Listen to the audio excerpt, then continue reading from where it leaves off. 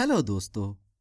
दुनिया में करोड़ों लोग मौजूद हैं जो हॉलीवुड मूवीज में एक्टर के सिक्स पैक, रिप या मस्कुलर बॉडी देखने के बाद अपनी फिजिक को उन जैसा बनाने की कोशिश करते हैं, खास तौर पर बॉडी बिल्डिंग करके। दर हकीकत बॉडी बिल्डिंग एक ऐसा मरहला है जिसमें मुस्तकिल मिजाजी, नज़्मो ज़ब्त, सब्र, डाइट कंट्रोल और कई महीनों की एक्सरसाइज करने की मेहनत दरकार होती है। लेकिन हर 100 जिम करने वाले लोगों में से चंद लोग ही ऐसे होते हैं जो अपनी बॉडी को अच्छी और नेचुरल लुक दे पाते हैं, क्योंकि आजकल ज्यादातर लोग अपनी फिजिक को मस्कुलर या रिप्ड बनाने के लिए तरह तरह के स्टीरॉयड, गैर जरूरी मेडिसिन, फूड सप्लीमेंट और ऑयल इंजेक्शन का इस्तेमाल करते हैं। आज की इस वीडियो में हम आपको दुनिया के चंद ऐसे फेक बॉडी बिल्डर्स के बारे में बताएंगे जिन्होंने मेहनत करने की बजाय शॉर्टकट का इस्तेमाल किया और काफी बेढंगी बॉडी बना ली। तो चलिए शुरू करते हैं।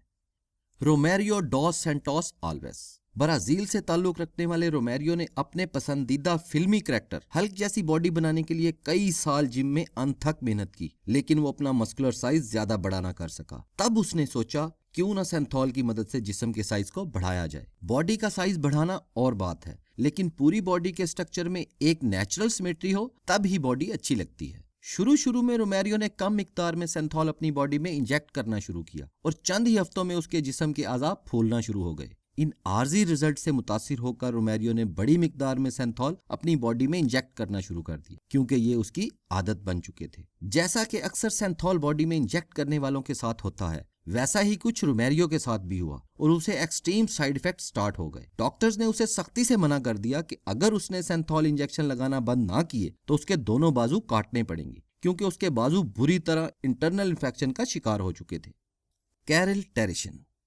रशिया से ताल्लुक रखने वाले कैरल टेरिशन को इसके आबाई शहर में बाजूका आर्म के नाम से जाना जाता है। कैरल ने पॉप ऑय कार्टून से मुतासिर होकर अपने बाइसेप और ट्राइसेप को इस कार्टून करैक्टर जैसा बनाने का सोचा, लेकिन डिसिप्लिन, एक्सरसाइज और डाइट कंट्रोल की बजाय उसने रोजाना की बुनियाद पर पेट्रोलियम ऑयल को गर्म करके अपने बाजू में इंजेक्ट करना शुरू कर दिया। कुछ ही हफ्तों में इसके बाइसेप 24 इंच तक बड़े हो गए, लेकिन चंद महीनों के बाद ही इंजेक्टेड ऑयल के रिएक्शन और साइड इफेक्ट शुरू हो गए और डॉक्टर को किरल के बाजू बचाने के लिए उसके ट्राइसेप का तकरीबन 1.5 किलो हिस्सा काटना पड़ा। सर्जरी के बाद केरल के बाजू बच तो गए, लेकिन अपने जिस्म में बड़ी मिकदार में पेट्रोलियम ऑयल इंजेक्ट करने की वजह से केरल अब बहुत सी मेडिकल कॉम्प्लिकेशन का सामना कर रहा है। Tony Giraldo and Alvaro Pereira. Brazil से ताल्लुक रखने वाले टोनी गिराल्डो और आलवारो पेरेरा को इनके आबाई शहर में हल्क और कोनैन के निक नेम से जाना जाता है। इन दोनों के बाजुओं का सरकमफ्रेंस 70 सेंटीमीटर है।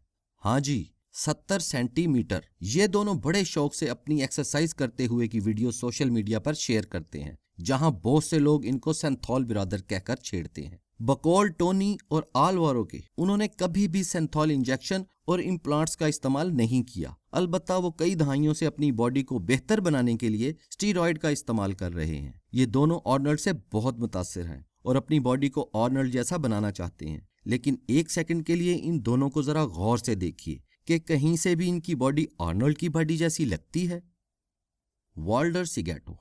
साओ पोलो से ताल्लुक रखने वाला 50 साला वाल्डर सिगेटो पिछले कई सालों से बॉडी का साइज बढ़ाने के लिए स्टीरॉयड और सेंथॉल इंजेक्शन का इस्तेमाल कर रहा है। वाल्डर असल में आर्नल्ड और हल्क से बहुत ज्यादा मुतासिर है और उनके जैसे मस्कुलर बॉडी बनाने के लिए मेहनत करने की बजाय वो सेंथॉल इंजेक्शन का इस्तेमाल करता है। वाल्डर किसी की भी परवाह किए बगैर खुलेआम इस बात का एतराफ करता है कि वो सेंथॉल इंजेक्शन का इस्तेमाल करता है। जरा 1 मिनट के लिए इसे गौर से देखिए और बताएं, कहीं से भी आर्नल्ड या हल्क जैसी बॉडी रिजेम्बलेंस रखता है? यहाँ तक कि उसके अपने इंस्टाग्राम अकाउंट पर उसका नाम वेल्डर सेंथॉल है, जहां वो अपनी पोजिंग करते हुए तस्वीर और वीडियोस शेयर करता है।